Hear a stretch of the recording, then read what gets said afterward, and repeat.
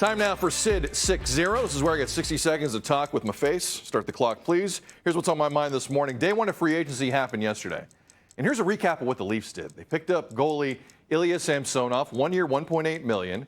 His statistics have gotten worse every year he's played. They picked up Adam Gaudette for the league minimum. He was once named College Player of the Year down in the U.S. He barely played for both Chicago and the Sens last season. Leafs also re-signed Dennis Malgin. It's a one-way deal. He's been playing in Europe since 2020. And finally, Toronto signed Nicholas Aube-Kubel, who's become more famous for denting the Stanley Cup last month while celebrating than anything else. He played little part, with all due respect, in Tampa's run, but that moment was kind of hilarious. When you're up against the salary cap, you need to get creative. Leafs GM Kyle Dubas gambled on low-cost guys last offseason, banking on it again this season. If it doesn't work, he will end up paying the price. Julian McKenzie of Yahoo Sports, The Athletic, SDPN, is joining us.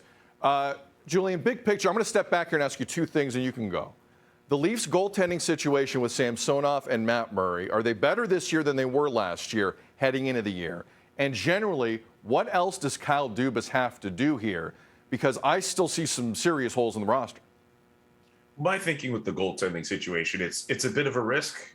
You have not one but two reclamation projects behind, in net, and you're hoping that at least one of them can be really good.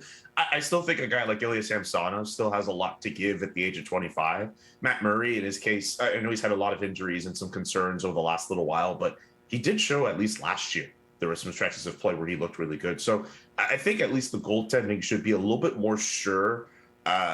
Maybe, I don't know if it's to the point where it's more sure with Jack Campbell, but Jack Campbell also had a bad stretch of play last year too. It remains to be seen with the goaltending. As for what the Leafs can really do, with the core that they have up front, that should in theory be enough for them to get them through to the playoffs. So we all know how that has gone. Maybe some more help on the defensive side, because we all know a guy like Jake Muzzin isn't really going to be all that healthy and available for them next year. I would say they would need help there. But I think it'd be fun if the Leafs decided, you know what, we need to swing some kind of move to get some high impact player, whether at forward or on defense, in the lineup. I think they've been relatively quiet with the moves they've done so far. And I don't necessarily think they've done anything particularly earth-shattering during this free agency period. So the Leafs still have some work to do, and they lost Jack Campbell. Ilya Mikheyev, he went to Vancouver yesterday. Campbell goes to Edmonton. You look at what the Ottawa Senators have done. Cam Talbot in goal is in. Alex DeBrincat, you got a guy in his early to mid-20s scoring 40 goals in the league. It's a pretty good pick. Claude Giroux, who's still got some hockey left, he signed yesterday. Who's the best NHL team in the province of Ontario right now?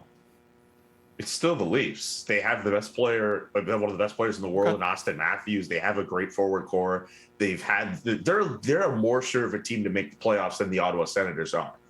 People got to remember, right? Like, just because you're the king of the offseason, and I know I put that tweet out about that when it comes to Pierre Dorion, it doesn't necessarily equate to success. The Senators, people should still look out for them, because I think they're going to have a really good chance at making the playoffs next year. But I don't think they're necessarily going to get more points than the Toronto Maple Leafs, who have shown to be a very good regular season team over the last how many years. They had their best regular season last year. I don't expect them to fall off so hard that they end up being worse than the Ottawa Senators. Fair enough. This is the worst goaltending situation of the Dubas era. I don't know what's going to happen here.